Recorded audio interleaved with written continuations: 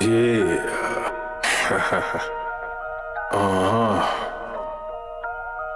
Yeah. Shit. Grams leaders CC's pounds. Close cash, close call, close encounter, close up, pounds of leaders of grams, get your dosed up, cut this up and post up, and get dosed up. This for them voted like the movement, make the most of. Monday night at 8, I can't wait to set you straight. These opinions and debates, for them folk they can't relate. I gotta elevate your mind through these signs of the time. Dishing out that medication for that deaf, dumb and blind. And I ain't hard to find, you can catch me in them trenches. I do the groundwork and I ain't waiting on no sense. I be touching on them topics politicians fail to mention. And I don't vote for nobody that ain't got good intentions. I'm relentless for my people and I'm here to make a change. I got that truth serum hooked directly to your veins. Hey, this is for my people, tune in, catch it closer. Closer, closer, now closer. Grams of it, tune in, liters of it, closer. Pounds of it, pounds of it. Yeah, grams of it, liters of it, pounds. Get your dosed up, dosed up, dosed up. Yeah, alright, so we are back. I'm Shootah, aka Dose. Lab just let off a few on you, so you know he in the building. That's right, that's right. You know, I think this is kind of a special day. Before I even jump into my weekend, Okay. I'm going ahead and talk about this little diet eclipse real quick. The diet eclipse. I called it the diet eclipse because, hey, I've been blessed to see 2 of them in my Okay. lifetime. Okay. The one in the 80s was on like that vampire shit. When you stepped outside, you know what I'm saying, in the daytime, it was pitch black. You almost needed a flashlight. So it was pitch black It was dark. pitch black. It wasn't peeking out like this one right here. This was a peekaboo eclipse. You know what I'm saying? But Diet and peekaboo eclipse. I gotta remember those. but I still appreciate it. You know what I'm saying? Nature at its finest. Shit. I hope I'm blessed to see another one. You will be. Uh-huh. You will be. Uh-huh. Right things like you've been doing. Oh yeah, Living yeah, that yeah. good life, doing them good That things. good life. All right, so now I'm gonna bag it up to the weekend. How was your weekend? Ah, the weekend was wonderful, man. It's almost like you're prophetic because went to the studio. Oh. And guess who had the freestyle in that thing? Who was that? It was me. It You was did I. it. It was you. It was me, man. It was AKA. Shootah. Exactly. Man, that thing oh boy, it was a wonderful occasion. Oh, and I did it in front of a live audience. Oh, is that right? Yeah, man. Producer had a room full of folks and was Uh-huh. like, hey man, you know, you get to make the call. You want to do this, you know what I'm saying? Want me to clear it out? Uh-huh. I'm like, no. And the reason why I said no, I was like, well, first of all, man, hey, man, you know, this is groundbreaking. This is something they get to see. They get to see me at my, you know what I'm saying, at my moments where I might mess up or Right. or where I'm creating. Okay. You know, this is some shit that you might want to pay for later on in life. Not only that, man, you know what I'm saying, I need to be prepared at any moment. Also, it's like, hell, man, I'm doing the music so that I can get ready to perform for them anyway. Right. Is it So- like a teachable moment too, right? Exactly. You know For what I'm you saying? and them, actually. Yeah. And then I told him, I was like, bruh, I'm so focused, man, I really don't even see them. That's how it be when you on the stage too, man. You Right. know, you zone out. Like, you see them, you feel the energy. Right. But I can't let it affect my focus, my train of thought, my mechanics. You know what I'm Okay, saying? okay. So it was wonderful, man. And I see them bobbing. You know what I'm saying? Then I'm seeing them steal as I'm coming up with these bars. Awesome. So, Awesome. Does it give you like a euphoria feel when you're in the studio and it's going well and it's like you flowing, like you don't know, like Michael Jordan hitting them Yeah, I threes, was they just know gonna where it's say, coming I from. was just gonna say it's like hitting bottom, like Splash Brothers just shooting that Right, thing. right. Even in practice though or something. I mean, it's like even when he would come out and he would hit them long them shots from the sideline. Right. And folks would just see it in warm up. It wasn't even in real time. And as far as out in the middle of a game, it's exhilarating. Okay. You know what I'm saying? So Okay. yeah, they you catching me at practice. So when they see it all together, hear it all together, they'll be like, hey man, you know, I was there when he was doing it. Right. I get it. What's on your mind today, brother? What's going on? What's going on? These people need to know it. All right, man. I'm always looking at it like everywhere we go, man. We got background checks with what we be trying to do. You know, Right. Folks know our past, our history, if we've been criminal or not. Right. So I figured, hey, man, who be policing the politicians? Let's dig up some of these politicians' past, or just see it for how long and what kind of crimes and or what kind of laws they've been breaking, and looking at what they did and piecing together how it could be deeper than just what the charge is. Okay. You see what I'm saying? Okay. So I dug all the way back, obviously, man, because I just be like the history of it. Right, You know what I'm saying? right. So first, I'd like to just explain what a politician is. Okay. Just in case if we don't necessarily know the specifics of it. It's simply supposed to be a person that experienced in the art or science of government and actually engaged in conducting, I'd say, the business of a government. Okay, so to me, that don't really sound, like we couldn't do it, Right. or it's like, who's to say what the art or science of government? Right.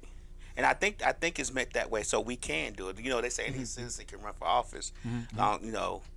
You say with no criminal record, but I think that's null and void now. Yeah, definitely. And you say we can, we can now. But I mean, look at what we had to overcome to be able to do it. Right. And there's still like some hurdles. You know what I'm Most saying? definitely. When you get involved in it. But okay, so you have the science of government, then you have business of a government. So government then. Well, what would that be then? If you got politicians, what's the definition? I want to just define what a government is, and it's the body of persons Okay. that constitute the governing authority of a political unit or organization, such as. Okay.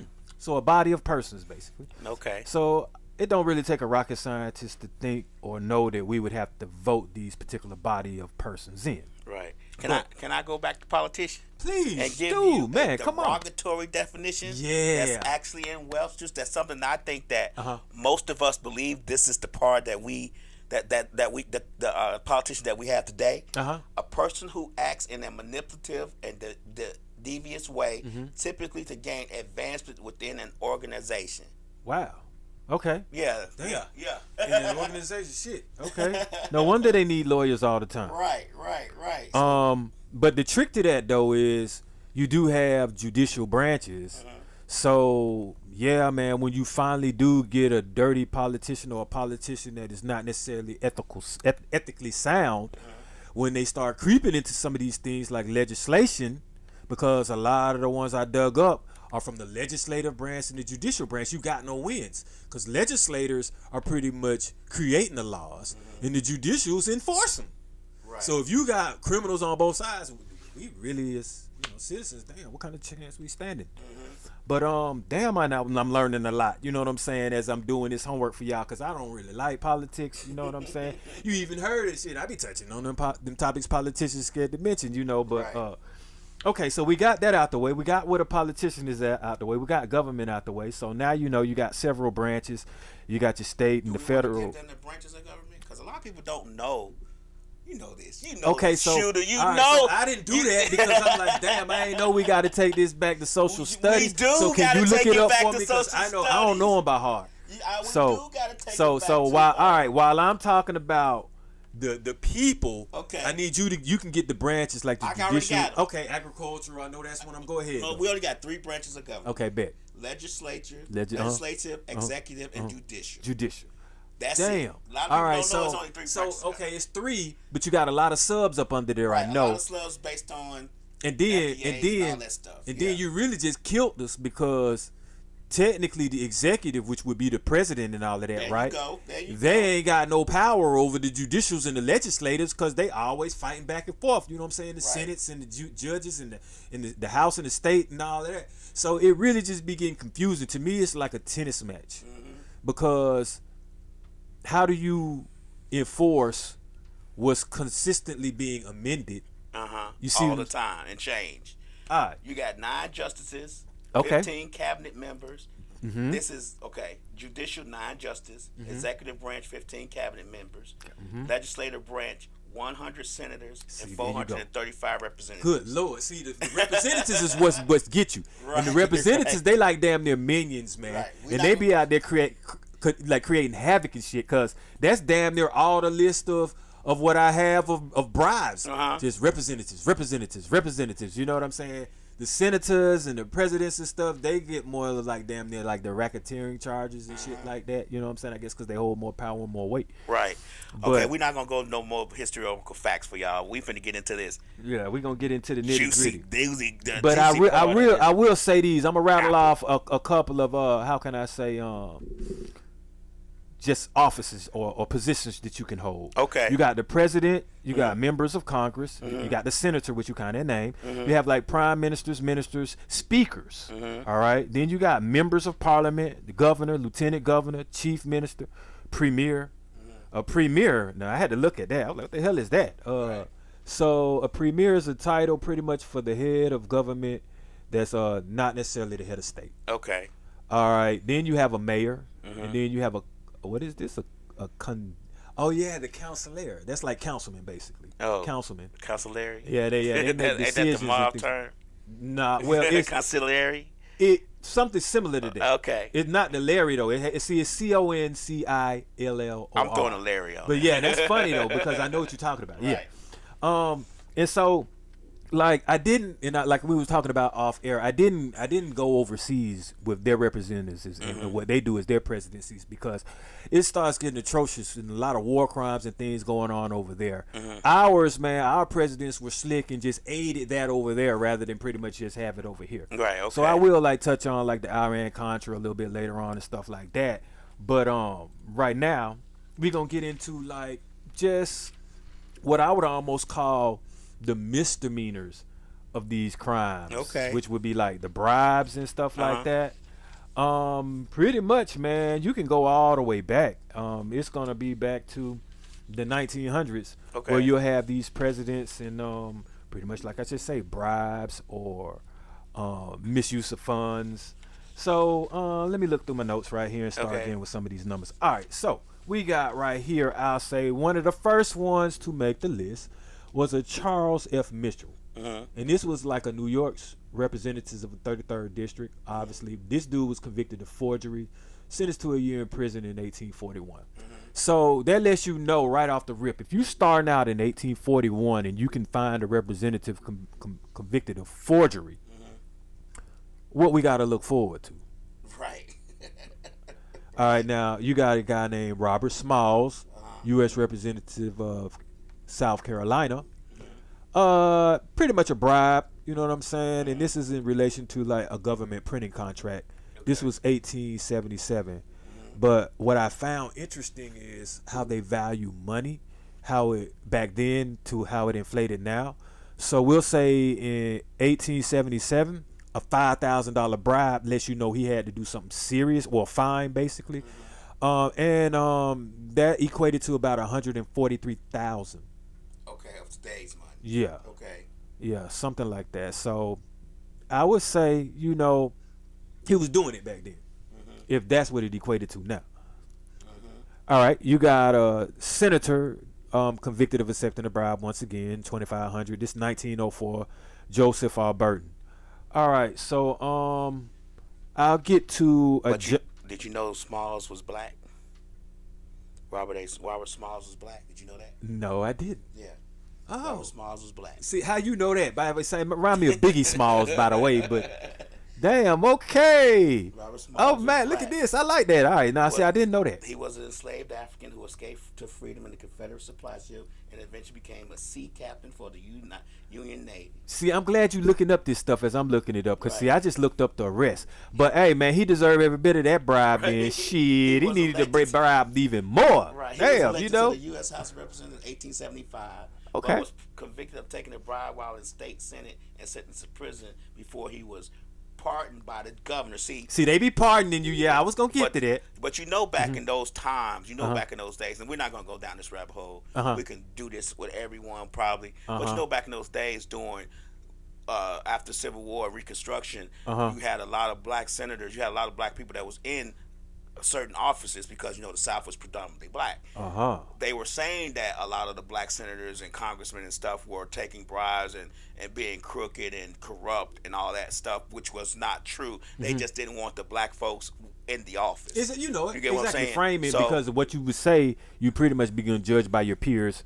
Right. So you right. definitely, yeah. So he definitely was probably not guilty. That's probably why he was pardoned. Because I can't see the governor of South Carolina pardoning a black guy for bribery. I think that he probably was guilty. He wasn't guilty, and that's why he was pardoned. All right. So we're going to move on to 1905 with a John Hipple Mitchell. Okay. All right. This is a senator in Oregon, right? Now, this cat right here was involved in basically obtaining land illegally through the use of a lawyer and multiple patents from the U.S. government. Now, what I was explaining to you is, okay, so you might say he's obtaining land illegally, but my thing is, what's on that land? How much land? Because, you getting slaps and pats on the wrist, but you could have land that got gold on it, oil on it, certain amount of timber on it, where you can start becoming industrious and set your families and your generations up for life. You know what I'm saying? Meanwhile, you already know in the 1905s what we had going on, we wasn't getting ahead in nothing. Right. And back to like what I was saying, man, as I was doing some of my research, you could literally just say damn near 80 to 95% of these representatives, man, were just getting bribes and kickbacks. Right. And with that, you could set your family, your generational wealth up. That's how you get the head start. Damn near everybody that obtained an office had a bribe. Shit. I'm just saying, Especially back in those times when things weren't kept up, when people weren't keeping up with those type of things. Clearly. Okay, you got what's his name? Okay, Henry B. Cassell. He was convicted of fraud related to like the construction of the Pennsylvania State Capitol. That's in 1909. I'm talking about damn fraud putting up a state capitol at that. Right.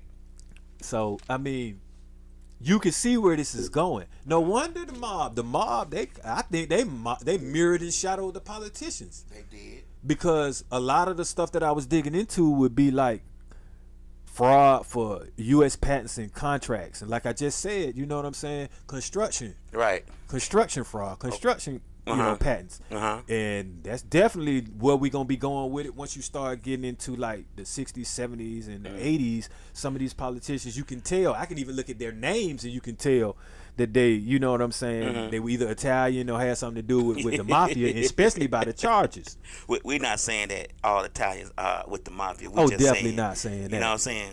We just going about what we see. All right, so I did want to say that as far as way back in 1912, we know even before this, obviously, right. But you got a Robert W. Archibald, who's a judge of court appeals, right? And this dude is convicted of corruption in 1912. So if you're a judge, you already know where we're going with this. Not only can you convict somebody, but also if you're a judge of appeals, you can make sure they don't get free. Right. So here you see where the politicians and the railroad folks coming into play. All right, so we're gonna say I'll go with Mr. Albert Fall, who was the Secretary of the Interior, who was actually convicted of bribery once again.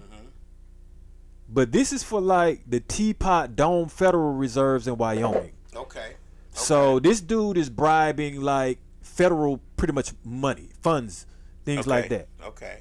Because as a matter of fact, the Secretary of Interior, basically they have I went and looked this up, so if people don't know, they have the administrative responsibilities for coordinating federal policies in territories like as far as American Samoa, Guam, and Virgin Islands. So they getting those states like Hawaii and stuff like that. But think about the kind of damage you can do to a country or a state, one of our states, then by misappropriating certain funds, funneling the money that they supposed to have and doing what you want to do with it. Okay.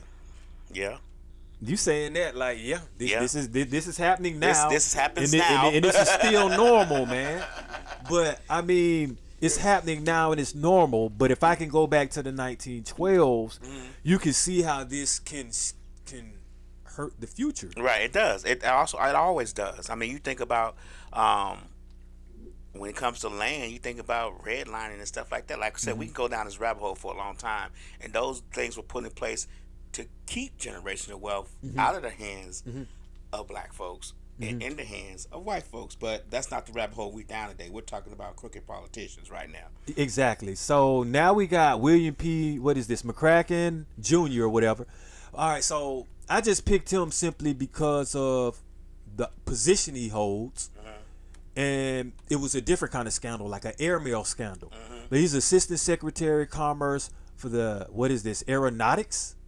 So it's like, damn, man, how many positions y'all got in government, and how many of y'all gonna be corrupt when you go down the line with them? My thing is economics. I mean, 19.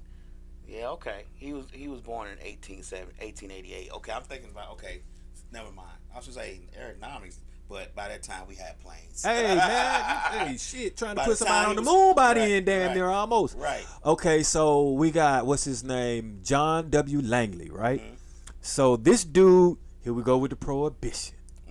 This the season right here. Yeah, you know, he was convicted for trying to accept bribes from persons who sought post office appointments. Well, not not post office appointments. Hold on, I'm on something different. But this one, yeah, he was in Kentucky with violating his prohibition, and he simply was, like I said, just trying to bribe a prohibition officer. So he ain't know back then, you know what I'm saying, he was dealing with an officer, a prohibition officer. Now the next person that I was getting to is Harry E. Man, last name is Rowbottom. Okay. All right, but now convicted in federal court for accepting bribes from persons who sought office appointments, and he did a 1 year in Leavenworth. Okay. So basically, if you can taking bribes for particular appointments, it's like you're kind of hindering or focusing your mind on who you feel should be, interviewed, or who you feel should be in certain positions in office. These are some of the things that, one, I'm glad he kind of got actually, called out and arrested on. Right. But I didn't even look at it like that. Like, you can have favoritism, nepotism most going definitely. on, seat holding, placement holding.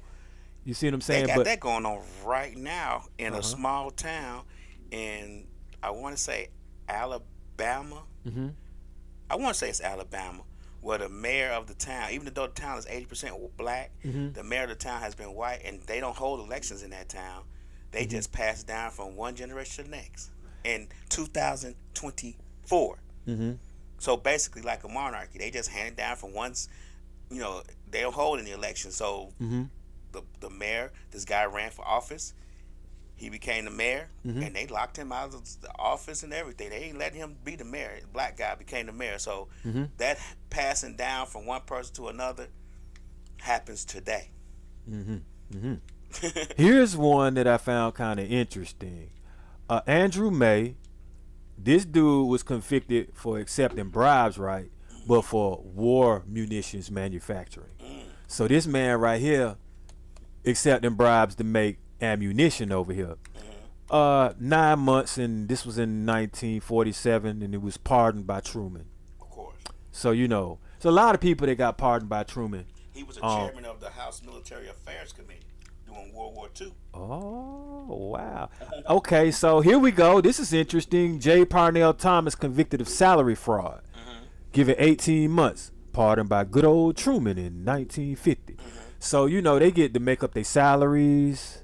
They get to make ammunitions, It's like, let's just do what we want to do to get this money.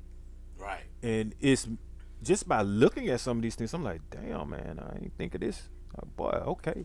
Y'all really getting money out here, I see. Right. A Walter E. Brim accepting contributions illegally from his employees. He got arrested because he pretty much strong-armed his employees for his contributions in his funds. He was fined $5,000 in 1951, right? That's the equivalent of $58,000 now. I don't know how, but it is. And what year was this? 51. Okay. Okay. Hey. All right, so let's see. We got a Ernest K. Bramblett.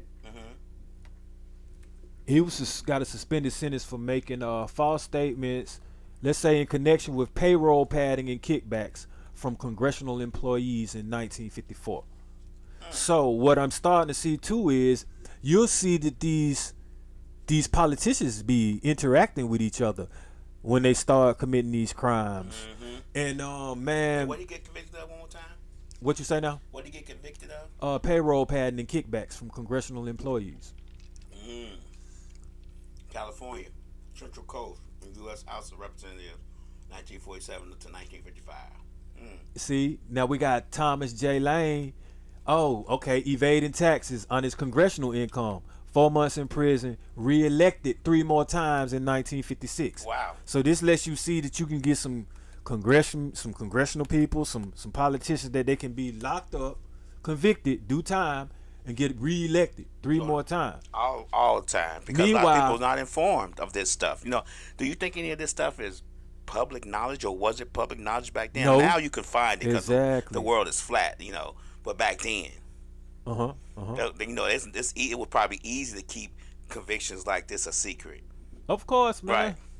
All right. So a lot of them, what I found, had conflict of interest. So like conflict of interest within the government. Oh, yeah. You know, here we go. So you already know we got to Watergate. Okay. 72, 73. That's dealing with Richard Nixon. So basically premises of that is Republicans bugged the Democratic Party. Right. A lot of people went down with that one. This is a side note that I found that was interesting. Mr. Ted Kennedy drove his car into the channel between, oh God, I don't even really know how to pronounce this, Chappaquiddick Island and Martha's Vineyard, and he killed a passenger, pled guilty of fleeing the scene, received a suspended sentence for 2 months in 1969. Exactly. That was a whole documentary about that. Hey, that seemed like a little bit of privilege, if you ask me. Right. Now we have lives lost. You see what I'm saying? And you get to flee the scene of it. Right. And you get suspended sentences, man. Like, But he was elected to the U.S. Senate. He was in the Senate for a while. yeah, a lot of them got skeletons in their For closet, like 47 years. legitimate skeletons Yeah, in their he was a closet. senator for 47 years, from 1962 to 2009. Oh wow. Yeah. Okay.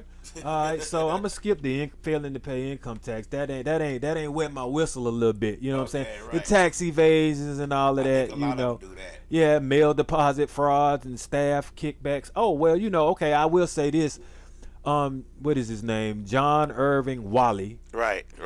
Okay, so in 1973, he got a little bit mannish with his. You know, he tried to strong arm folks with his mail deposit, staff salary kickbacks, and he threatened the employees and hindered them from giving the FBI some info. Oh. So he got a few extra charges. You know what I'm saying? So intimidation. Oh yeah. We're gonna get to these witness tampering. You know what I'm saying? Politicians a little bit later too. Okay. Earl Butz, United States Secretary of Agriculture, 1978, tax evasion. You know what I'm saying? Failing to report 148,000 though in 1978, and you the Secretary of Agriculture, ain't no telling what you had going on. Where that money come from? And where you putting it to? Right, Obviously right. yourself, your bank account, more Right. than likely. You know, we got some more perjuries. You know, oh wow. Okay, so we'll say Richard T. Hanna in 1974 was convicted of an influence buying scandal. So you influencing people, I guess, to buy shit. You know what I'm saying? But you using your political influence. you see? Okay. And Now- steering them to where you want them to buy Now- stuff from. Now, when I say this politician name, you already know. Okay. And the amount of time, you already know. Okay. Mr. Frank Brosco, 5 years Right. in jail. Conspiracy to accept bribes from the mafia. He's 1974. That man just said, fuck all that. I'm dealing with the mafia. Brasco? Is Brasco and 5 years in the mafia? He went all out. That's all I'm gonna say. Okay, we know because his last name Brasco. Okay. Okay, so all right, then I'll say we had a John, what is this? Herbert Burke. Mm-hmm. He got disorderly conduct, intoxication, and resisting arrest, and witness tampering. But 3 months for it though. He just got 3 months. Just 3 months. Okay. Just 3 months, bro. Wow, imagine doing all that. Okay, so we can fast forward a little bit to the Iran-Contra. Okay. Right, the Iran-Contra affair, which was 1985, through 86. So this whole thing was pretty much about a secret sale of arms to Iran to secure the release of hostages and allow the U.S. intelligence agencies to fund Nicaraguan Contras. Right? All right, so that's what they say. But to me, that seemed like what they just, trade secrets to fund a particular war or put weapons in other folks' hands. Something similar to that was what they kind of like equated it to. And that actually made national attention, of course. That was one we lived through the 80s. That national news is in the Encyclopedia Britannica. So it's big news. That was big. That was a big thing right there back in '85. All of that, and they say like pretty much Elliot Abrams, who's the Assistant Secretary of the State for Inter-American Affairs, pretty much got 2 years probation on that after you really just clear the smoke. All right, so here's something that I found kind of interesting that I wanted to talk about, because we do a lot of voting, right?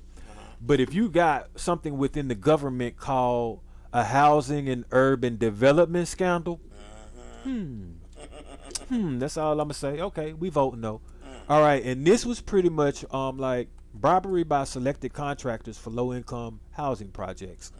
And that's like Mr. James B. Watt, who's the U.S. Secretary of the Interior, was convicted on 25 counts of perjury and obstruction of justice for this. And this how you know it's serious, because he got 5 years. Okay. You might want to shoot that gun off on that one. even though 5 years is probably a slap on the wrist for urban housing development scandal, because when you say urban and housing development, you in low income, you already know who that's kind of aimed at and who that's projected for. I found this very interesting too. They had what they call an abscam scandal. You know what abscam is? No, tell me about it. All right, so FBI literally set up a sting operation involving fake Arabs to try to bribe 31 congressmen. And late 70s, early 80s. Like how you looking that up, okay? And they fell for it. A lot of them fell for it, right? So I just wanted to 7 convictions. Yeah, exactly. I'm gonna name 4 of the people. Okay. Harrison A. Williams. You can get to the ones I didn't name. Okay. 3 years for that senator.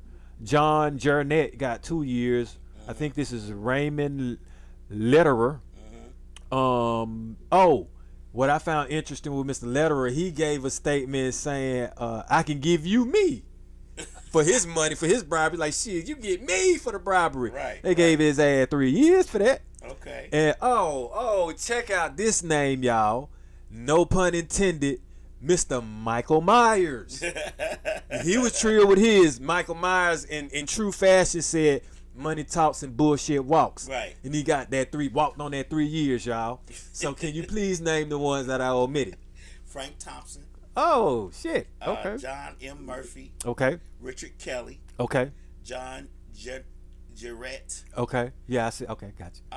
And then we had 31 of them that were targeted, but I guess they ain't fall for that banana in the tailpipe. 31 of them were targeted, and 7 of them were convicted. What up, Big Zach? What up, Stan? Right. I see y'all. Some of the 31 was. It was 5 other government officials who were convicted, including the mayor of Camden, New Jersey. Okay. Philadelphia, PA City Council President George X.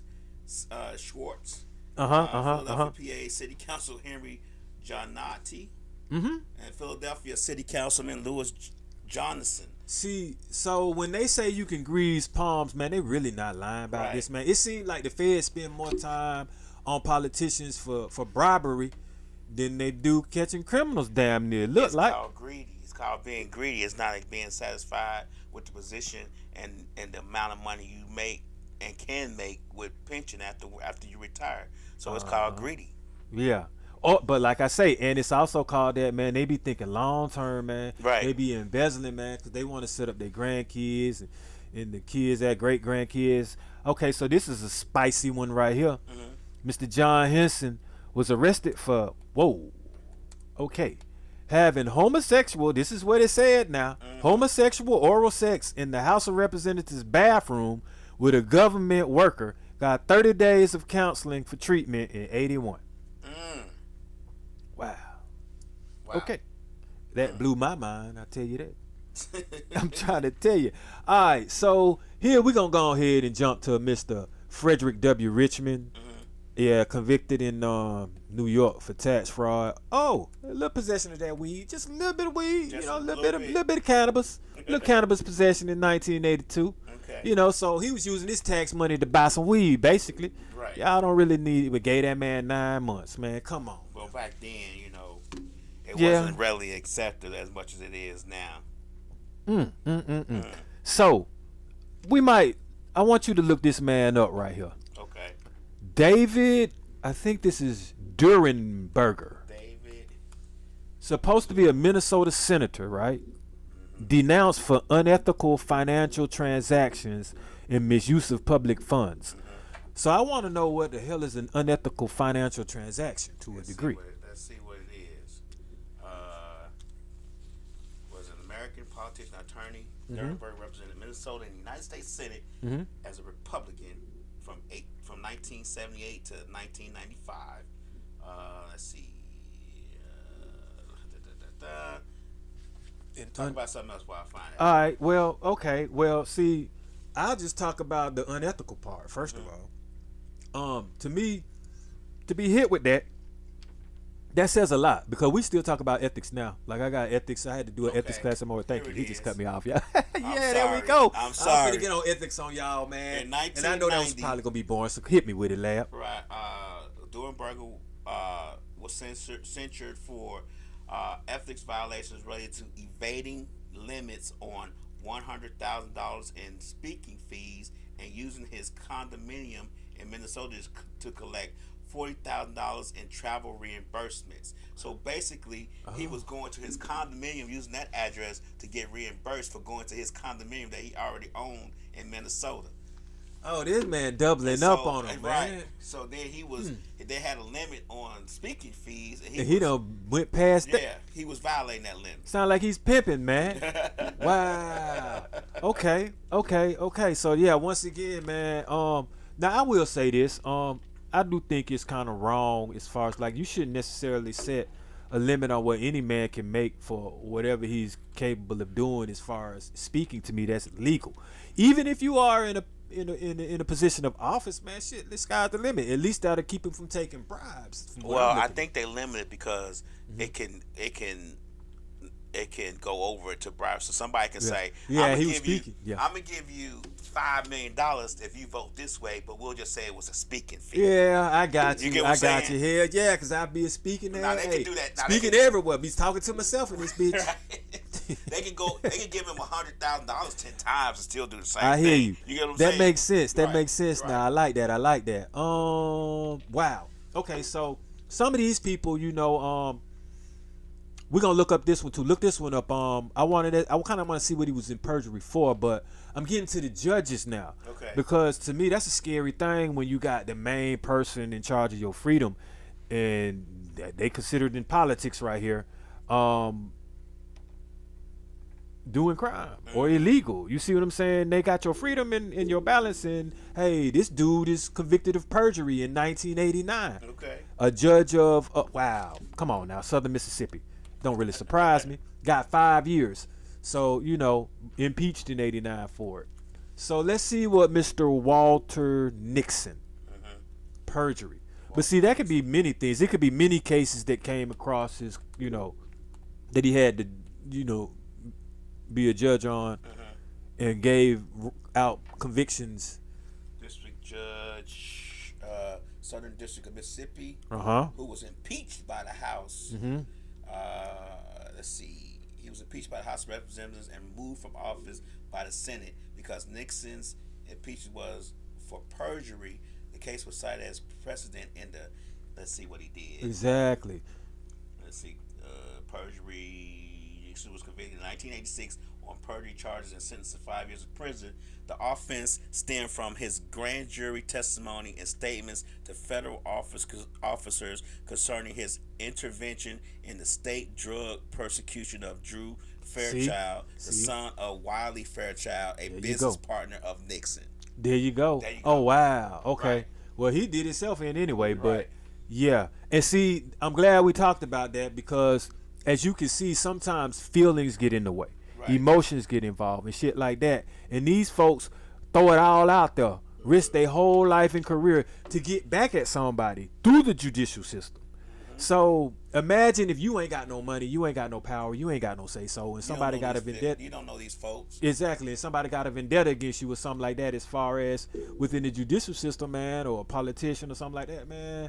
We really don't even stand no chance. The son's father, who was a business partner of the judge, asked the judge to speak to the prosecutor. He testified that didn't happen. Yeah. So that's his perjury on yeah, you know they're going to lie. You know, I mean, they be capable of lying under oath at that. So that should show you something, too. Like, judges get the same person that will have you put your hand on the Bible is the same person lying.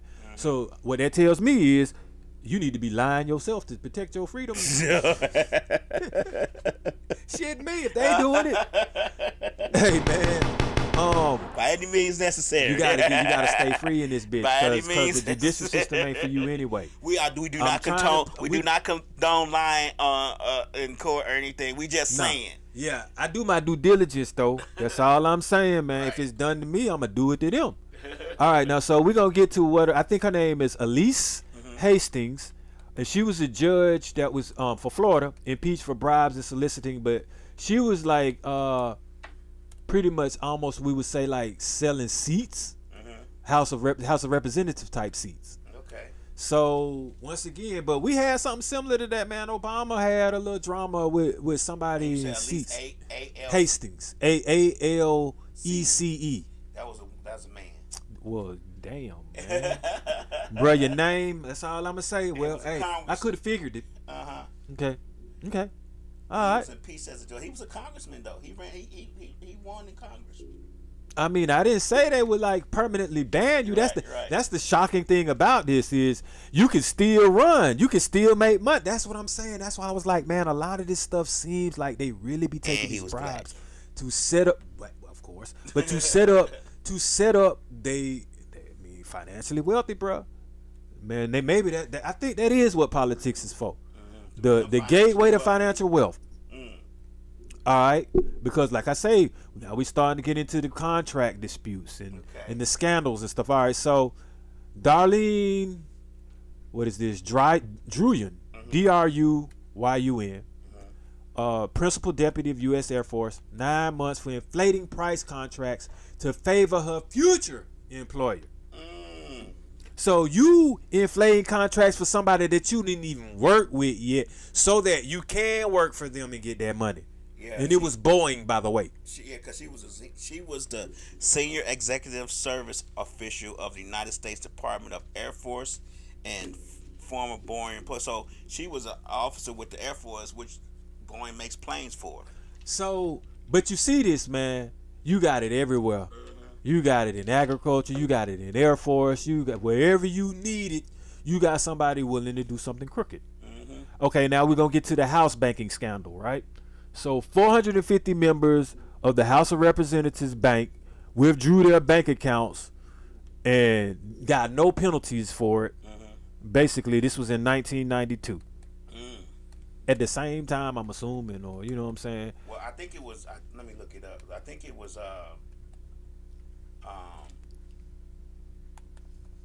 They all did it over a certain amount of time. So what, you trying to bankrupt the bank?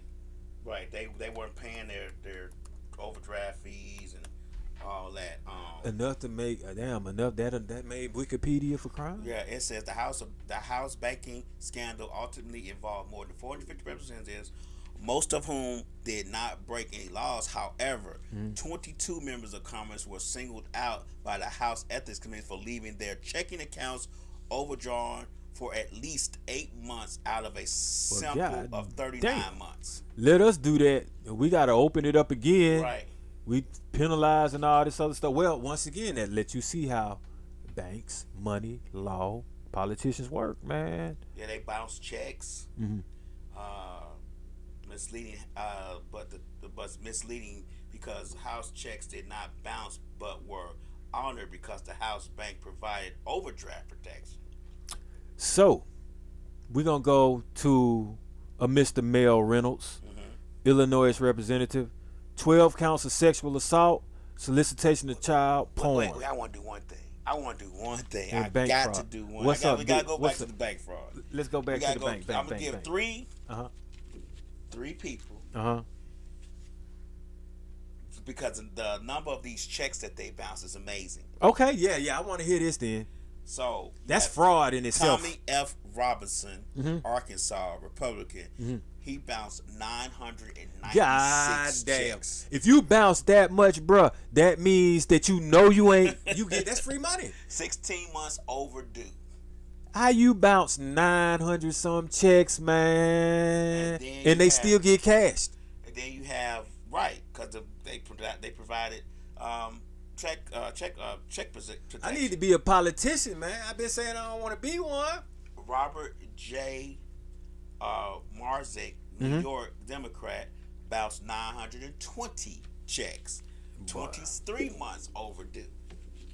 And I'm gonna give one more because we could go. This list is long. Wow. Robert W. Davis, Michigan Republican, 878 checks, 13 months overdue. So these folk get to play with the money, basically. Right, basically. Yeah, they playing with the government's money. Meanwhile, let us, first of all, if we did that, we gonna do some time. Most definitely they're not even gonna let it get up to that anyway. Right. And shit, you gonna pay the overdraft and you ain't even gonna be able to get no more on your money. So right. They're not even gonna let us get to that. But damn. Okay, that's some serious credit. The one who has the least amount that wasn't in the hundreds was Jim Bates, and it was 89 checks. That's way too many though. And they still, I'm guarantee you, they had money in some kind of other account. Of course, they not broke. How they doing they this living? shit. Yeah, they doing this that good life. That's how the politicians do. Right. Good life, man. So we got Claude Allen. Oh wow, this dude was the director of Domestic Policy Council.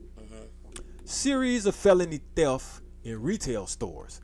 Damn, man, what is you, a klepto? Most definitely. 2006. You got felony theft? Okay. Wow. All right. Whoa. Mr. Bill, what is this? I think his name is Janclo. San Diego representative convicted of second-degree manslaughter, running a stop sign, killing a motorist. 100 days in jail, 3 years probation. Oh, wow. Wow. You can kill a motorist, basically, and you get 100 days in jail and 3 years probation. Wow. That's not even a year. That's barely 3 months. How many days? 100 days? 100. Yeah. I mean, you know, that's 3 months. And 10 days. Yeah, yeah, bro. Come on, man. That's what's disheartening. When you start getting into, I could take the bribes. You did that on yourself, but when you start taking somebody else out, and you know, politicians start getting slaps on the wrist for that, you know what I'm saying? They still get the green light, things like that. No, man. Nah, y'all doing too much. That's a bit too much there, man. Maybe, you know. Somebody who wasn't even involved in what you had going on. Yep, you know. Innocence. So, Laura Richardson showed her naked ass out here from California she violated U.S. House rules, man, by improperly using her staff to campaign, destroy evidence, and witness tampering, man. Wow. So that means you using your staff to like violate policies, man. Destroy evidence that could have been used to set somebody for free, you know. And you needed to, you know, for staff campaigning. Oh wow. And you tampering with witnesses. Wow. So like you really don't give a damn at all. Wow. When you tamper with a witness, you either trying to bribe them or intimidate them. Wow. So none of it is really good. All right, here we go again. So you already know how I threw that Brosco out the first time, right? We got another one, man. Mr. Rick Renzi. This man right here was like, oh, I'm bringing the mob to Arizona. Guilty of wire fraud, conspiracy, extortion, racketeering, money laundering. This man is the Vegas of charges, man. He was like, the hell with this? This man sound like Goodfellas. Right. Mr. Renzi was like, yeah, look Renzi up for me, man. Let's do a little deep dive in Renzi for a sec, man. This man's like, ching, ching, ching, ching, ching with these Richard charges. George Renzi. Yes, sir. In 2013 was convicted on federal criminal charges against him. Convicted on federal criminal charges against him for his involvement in a land swap deal. The charges for personal gain of over $700,000 were filed in 2008. On April 19, 2007, the FBI raided his family business and his temporarily resigned from the House Intelligence Committee. Renzi denied printing claims he was considering resigning office. However, let me see. What be good? I'm trying to see about the conviction. Well, it was $700,000 he gained. Okay, well, he tried to run it up to a meal.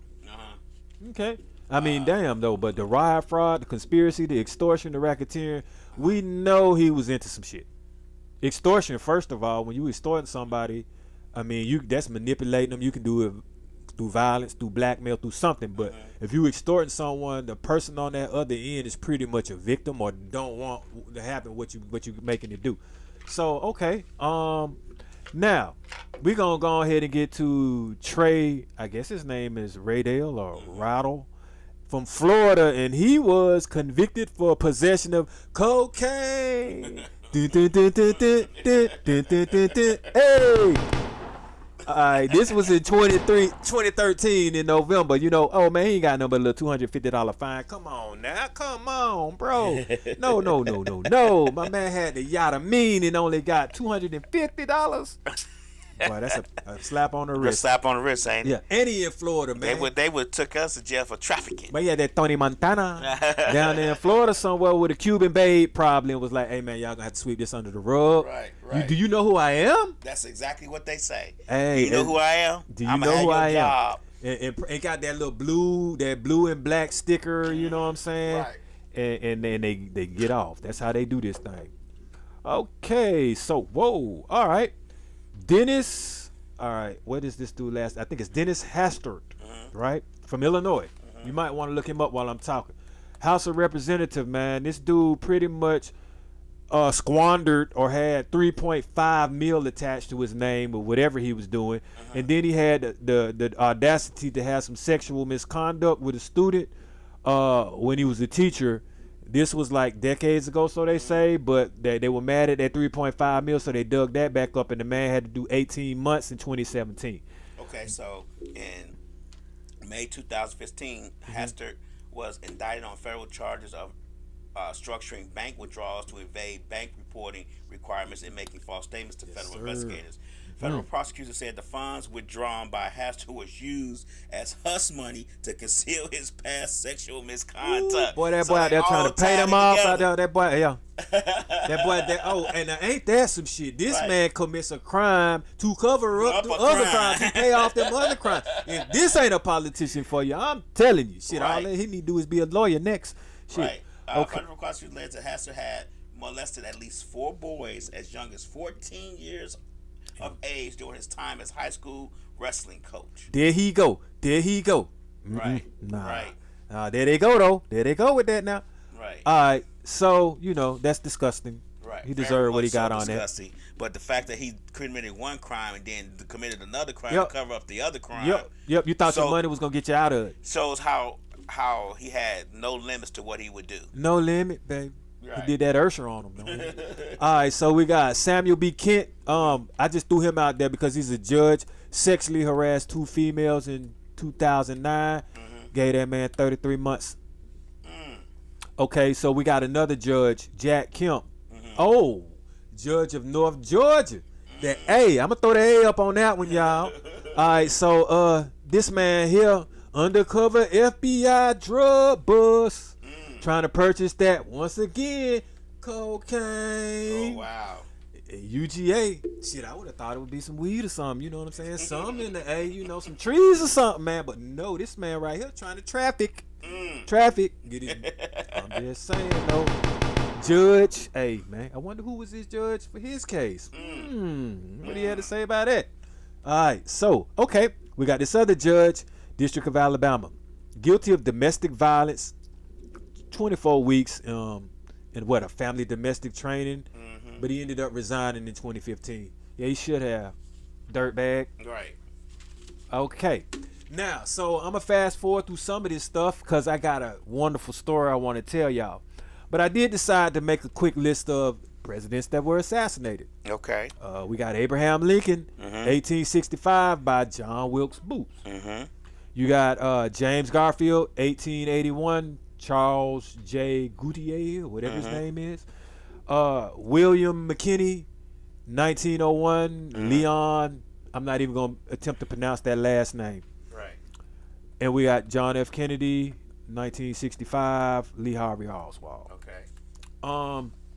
Definitely wanted to get to the presidents that owned slaves so we could see what the government had to give for us back then, what they thought of us. It's a lot of them, believe it or not. Well, you know, at least till they damn near outlawed it. They squeezed the shit out of it as long as they could, I would say. Right. You got John Tyler, James Madison, William Henry Harrison, Andrew Johnson, John Adams, George Washington, James Monroe, Zachary Taylor, Ulysses S. Grant, Andrew Jackson, Abraham Lincoln. Ain't that a bitch? You know what I'm saying? All right, Martin Van Buren, Thomas Jefferson. Ain't that a bitch? Oh, you didn't. Oh, Jefferson definitely owned slaves. Ain't that a bitch, though? I had to say that because y'all already know what Jefferson is and what he did. Right. I'm a Declaration of Independence ass motherfucker. Right. Okay, Andrew Jackson and Mr. Millard Fillmore in 1853 topped it off with the slaves. All right. Okay, if y'all want to know which presidents may be part of a secret society, I got that for you too. Oh, now that's a deep one right there. Because Yes, a lot of sir. these secret societies are secret, so they're not gonna let you know who's on that list. It ain't a secret no more. Okay. Now what they were doing in there, what they did, how much impact they got, hey, who knows? But I can tell you this, it's deeper than just American presidents. You can best believe that. Right. And it's plenty of judges, plenty of legislators, plenty of folks overseas, prime ministers, all that. This shit go deep. Right. But okay, we got George Washington, a Mason, Thomas Jefferson. What the hell is a Flat Hat Society Club? That's what he was. Okay. Okay. James Monroe, Mason. Andrew Jackson, Mason. James K. Polk, Mason. James Buchanan, Mason. Andrew Johnson, Mason. Ulysses S. Grant, Independent Order of Odd Fellows. All right. The Flathead Club. Flathead Club is a popular name for a collegiate secret society and honor fraternity founded in 1750 at the College of William and Mary in Williamsburg. The fraternity, formerly named as FSC Society, was founded at the college on November 11, 1750, and maintains as a secret society today. James Garfield, Mason. Rutherford Hayes, Independent Order of Odd Fellows, which Labs just explained still is in existence to the day. No, that was Flat Hats. Oh, my bad, Flat Hats. Oh, damn. Well, I'm quite sure the Independent Order of Odd Fellows Look it probably. up while you talking. Yeah, look that up. William McKinley, this dude was both. He was a Mason and an Independent Order of Odd Fellows. Theodore Roosevelt, hey man, okay, I understand you say you a Mason. What in the hell have you created? Theodore Roosevelt was in the Concatenated Order of Hoo-Hoo. And I'm not lying. It is called the Concatenated Order of Hoo-Hoo. Okay. What the fuck is that? And what you got to do to get in it? Why did you even create this? Who created that? And man, y'all on some weird shit. The Concatenated Order of Hoo-Hoo. Yeah, I ain't lying, man. If I'm It's lying, still I ain't making this International up. Concoculated Order of Who is still in existence right now. It's in existence. It literally has a website. It sounds like somebody that's crazy for cuckoo puffs or some shit, The man. Concoculated Order of Who is a fraternal organization Clearly that. of lumbermen and those in trades related to lumber industry. Hoo-hoo. What the hell is a hoo-hoo, man? Ow. Ow says who? Oh, shit. Who? Okay. They be in trees, right? Okay, This so, is a lumber so society. okay, a hoo-hoo. All right, bet, man. Bet. If that's what y'all saying, man. That's what y'all want to call it. Okay, Right. so we got William Taft, Mason, and here come them Skull and Bones. Oh, that's the one I'm Skull and Bones now. That's the one right there. Right. All right, so we got Mr. Warren Harding, Mason. He was an independent order of Odd Fellows, and he was a hoo-hoo. All right, you got Franklin Roosevelt, a Mason, and the Odd Fellows. You got Harry Truman, Mason, Odd Fellow. Richard Nixon, Order of the Red Friars. They just be making up some shit, They man. be making up them names, don't they? Hey, but you know what? I'm gonna tell you like this. What if the Masons looked at the Order of the Red Friars as their do boys and fall guys that have to do certain things or have to pass certain political shit or have to take the fall on certain things? You never know, You man. never know how it's all connected, right? Something. Okay, you got Gerald Ford, a Mason. George H. Bush, Skull and Bones. Skull and Bones. So y'all already know W, Skull and Bones. I knew he was part of Skull and Bones. Skull Clearly. and Bones, also known as the Order 322, or the Brotherhood of Death, is an undergraduate senior secret student society at Yale University in New Haven, Connecticut, the oldest senior class society at the university. Skull and Bones has become a cultural institution known for its powerful alumni and various conspiracy theories. They have a movie after that too. Right. To me, that's like they start dealing in that what I call the order, like esoteric shit, man, heretic type stuff. They start doing it some of that Greek philosophy type stuff too, Right. Egyptian order type things. They take, I would say, what would be considered the positive of some witch doctrine and some medicinal and spiritual cultural activities that I would say some of our forefathers and ancestors were in, and I think they blasphemize it and use it and act like they know more than us with that shit and keep it as a secret and make it look like it's evil and it's dark when it's not. That's what I don't like about it, because now you start getting into that precedence with that Illuminati type shit, Mason type stuff, and you really taking what we had and twisting it. But I say all that to now I want to get on a story that actually happened. I'm not gonna name the particular politician till after the story. Okay. I think this story is, regardless of whether I give a shit about the person or not, what they endured was quite amazing. And what it was similar, a butterfly effect to this particular person, because whatever they endured was amazing, but what they, by enduring that, let's just say they escaped something that was really treacherous. That was some of the most foul shit that could have ever happened to somebody. Okay. So we're gonna start the story off like this. This one particular pilot has been in plane crashes before. So this pilot right here is in a plane. The objective is to take out a radio tower pretty much somewhere near Japan or a Japanese island, right? So as this politician is nearing the objective goal of the island to drop bombs on this radio tower, they get shot out the sky pretty much. They're going down. They managed to drop the bomb off and destroy the tower. So now they're using survival instinct. They understand this in war. If they parachute or eject themselves too close to enemy territory, they'll easily be captured. So he had to factor that in before he decided to eject.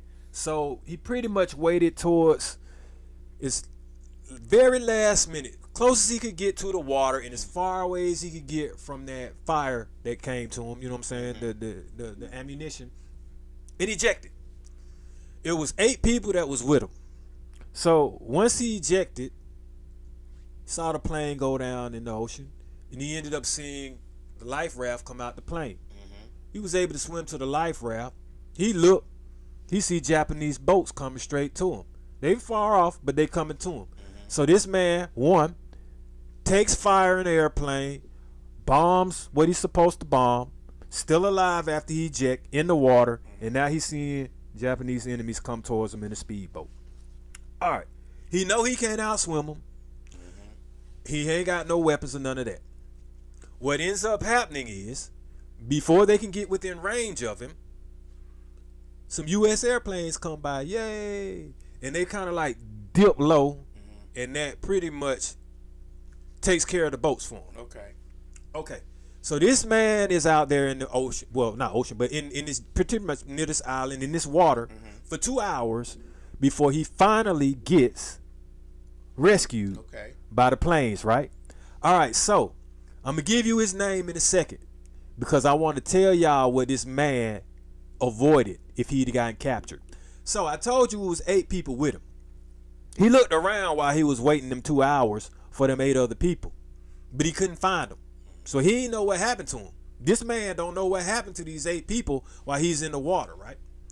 How about what happened to these particular 8 people was so gruesome, this man didn't find out till he was about 80. The government didn't want to tell nobody, none of the 8 people's family members, what had happened to these people. All right. So this politician, y'all know of him. It's George H. Bush. Okay. All right. So by him being rescued, when he found out years later what happened to those people, those 8 people were captured. They decided to parachute or eject themselves out of the plane before Bush, because like I said, Bush failed. He'd been shot out the plane before and realized you got to wait as long as you can to get away from enemy territory. So them 8 people got captured. Do you want to know what happened to them 8 people? Okay. The first one, the Japanese took them, right? They dug a big hole. So at first, the hole was just there. Made the man get on his knees. He had a sword. So you know where this is going. Right. He's doing this in front of the other 7 surviving. All right, but before that, I ain't gonna do it. All right, before they even walked him to that, let's just say they tied him to the tree, tortured him, and beat him. I didn't kind of want to get to that, but since this is one of the reasons why they didn't want to tell, you know what I'm saying, the family members, so I got to tell you how excruciating it really is. All right, so they tied this man up to a tree and started beating him. All the other people saw that. Then they took the man from the tree and marched him so he saw his hole. So he pretty much knew he was gonna die. But they beheaded the man, right? Okay, so in the process of doing this, these particular soldiers decide saying like, hey man, we real warriors. We want the real essence of war. In order to do this, pretty much, we got to devour our enemies and take on their soul and their spirit, their strength and their energy. So these soldiers had surgeons, because there's got to be some people there to sew you up and shit like that in war. They had surgeons slice off that first person's thigh, cooked the shit and ate the man. Oh wow. All right. So he tasted so good, they made more trips to start eating that man. From then on, the rest of the people that survived that plane crash that were prisoners got body parts cut off of them. They cooked them and ate them. Oh, wow. Towards the ending of it, they realized if they kept some of them alive and cut pieces off of them bit by bit, that the meat would be fresh. So these folks literally ate the prisoners, bro. Yep. So that's what your boy George Bush avoided. Yep. Wow. So can you imagine, had he waited just a little bit longer? Well, no, not a little bit longer, but had he just jumped out that plane immediately, or had the planes not come by and whisk over the water, what would have happened to that man? Right. Damn. Right. Damn. That's some serious shit. Right. To survive that. That would have changed the course of history. Exactly. That That's why they called that particular thing, it was like a butterfly effect, because it would have changed the course of history. He wouldn't have been alive, wouldn't have been president. You wouldn't have had both Bushes. Both Bushes. They would have been governor of the state of Florida. One wouldn't have been president. You know what I'm saying? So, yeah. So you see how one that was very interesting, but you never know. Hell, shit, what the hell a politician done been through, man? What they done seen, what they go through, man, or what they capable of doing. Right. I never would have thought that of a Bush. Seriously. Right. I didn't know that. Honestly, I didn't hear that story until about maybe 2 or 3 years ago. Bruh, so I done went my whole life not even knowing it. But I did know he was a war vet, but I didn't know that particular story. That part, right. That part where, shit, had you got caught, your ass would have been filleted. Right. Nah, I ain't know that. That's another, that's deep. That's deep. But, we gonna come full circle. So, we said all we had to say today about some of these politicians. We see how, from the early 1800s, they've been kind of corrupt.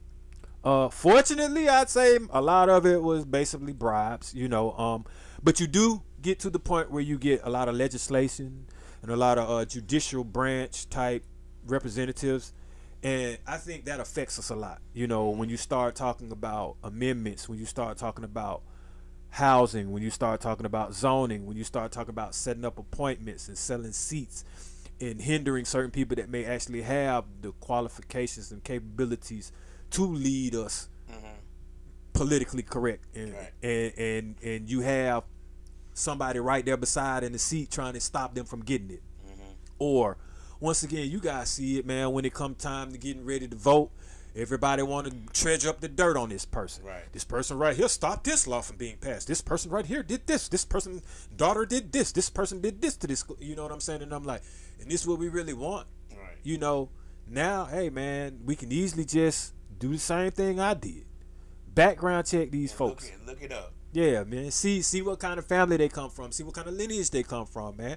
Maybe I named a representative or a senator that's related to one of these fools. You see what I'm saying? So Right. it runs in the family. Or they had a head start because they've been taking bribes and they got more money than the average person, Right. That's exactly right. It's a lot to factor in, a lot to factor in from some of the crimes that these politicians had. Like when we went over the housing scandal, that can still affect us to this day in certain times. I mean, it could be part of regentrification for all we know, part of redlining. We don't know these things unless we look it up and we see this. We be trying to look and see what kind of qualities the person got so we can vote for them, and they just be spilling some bullshit. They not gonna do what they say they gonna do anyway, and we up here asking somebody that been convicted of some shit and reelected. Right.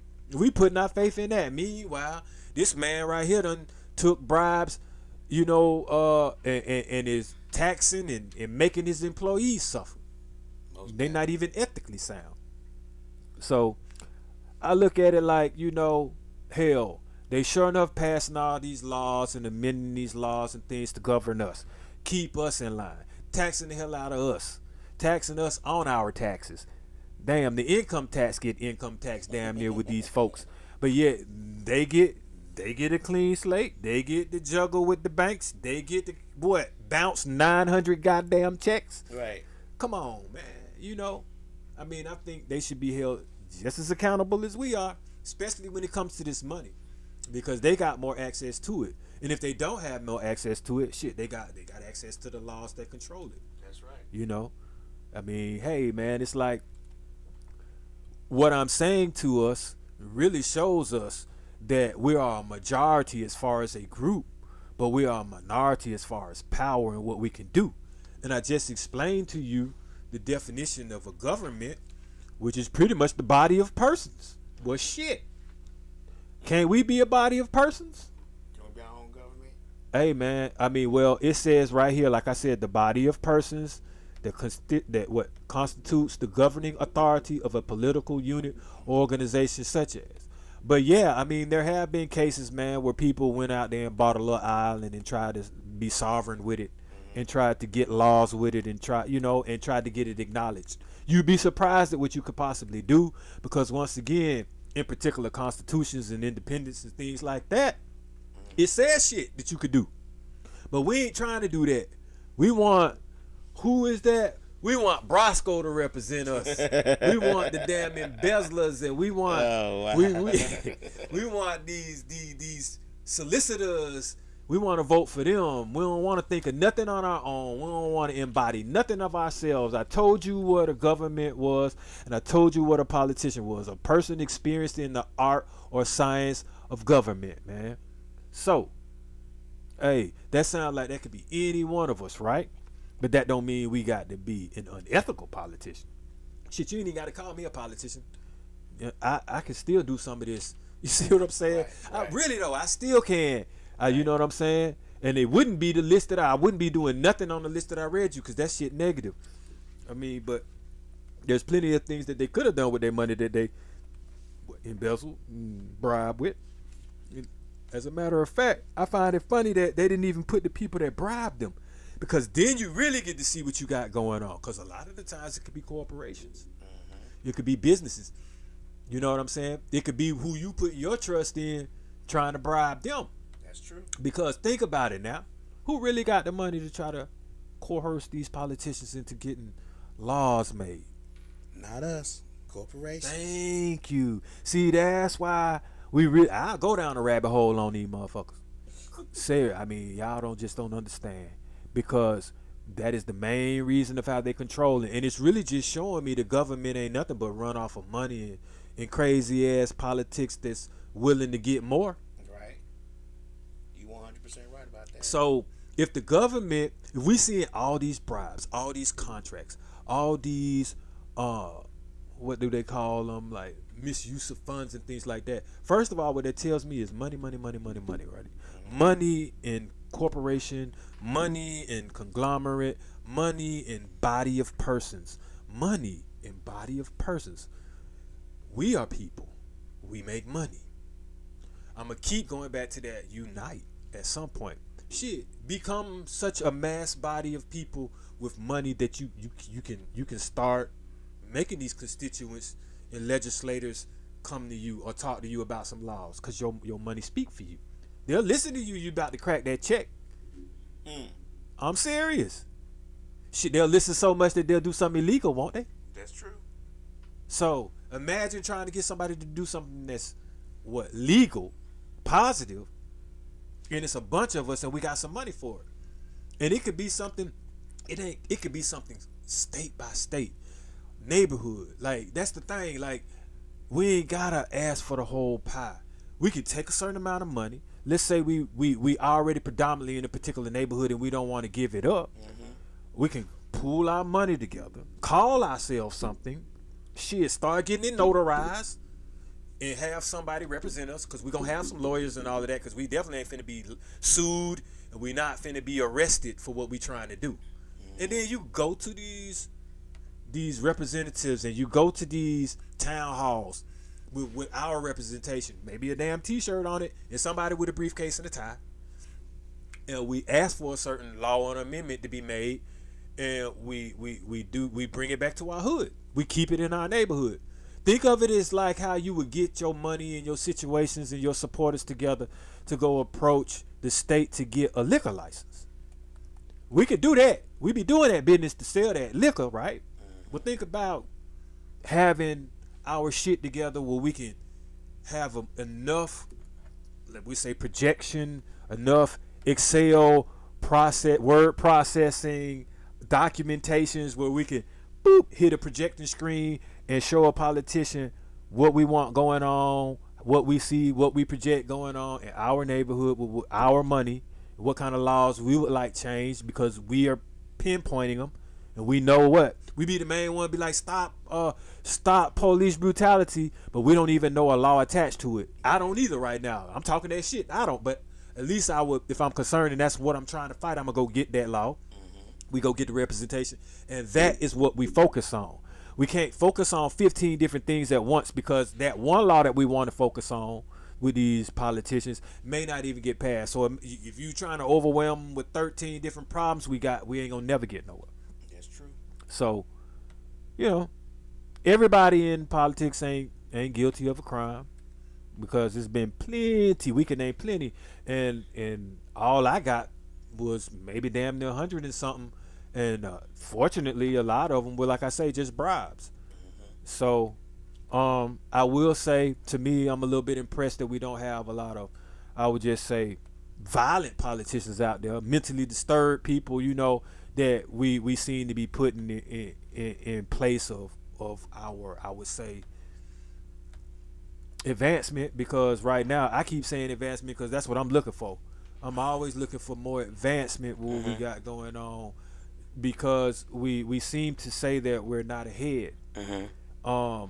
You can have advancement in structure, advancement in knowledge, advancement in unity before you have necessarily the advancement in finances, and you still will be 10 steps ahead. Because if you got everything else you need and all you need is the money, that's most of the battle won. That'll fall into place, right? Yep. So with that being said, now that we know how to police our politicians, now that we know what to look for, we can start knowing what to ask for. Or we can start knowing who we don't want in office based off of just greed, man. Based off of unethical decisions, and based off of just something that's just not helping us. So I appreciate my fellow listeners once again, Big Zach, Stan, Antonio, Slick, and whoever else that decided to listen to me today, man, while I rattled on about these politics. Like I said, I told folks I don't really do politics, but at least I put a spin on it. Right. So I'll catch y'all next week. I got something dope for y'all. Peace out.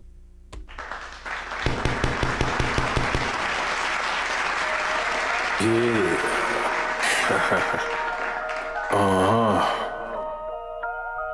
Yeah. Shit. Grams leaders CC's, pounds. Close cash, close call, close encounter, close up, pounds of leaders of grams, get your dose up, cut this up, post up, and get dosed up. This for them voted like the movement, make the most of. Monday night at 8, I can't wait to set you straight. These opinions and debates, for them folk they can't relate. I gotta elevate your mind through these signs of the time. Dishing out that medication for that deaf, dumb and blind. And I ain't hard to find, you can catch me in those trenches. I do the groundwork and I ain't waiting on no sense. I be touching on them topics politicians fail to mention. And I don't vote for nobody that ain't got good intentions. I'm relentless for my people and I'm here to make a change. I got that truth serum hooked directly to your veins. Hey, this is for my people, tune in, catch a close up, close up, close up, a close up, grams.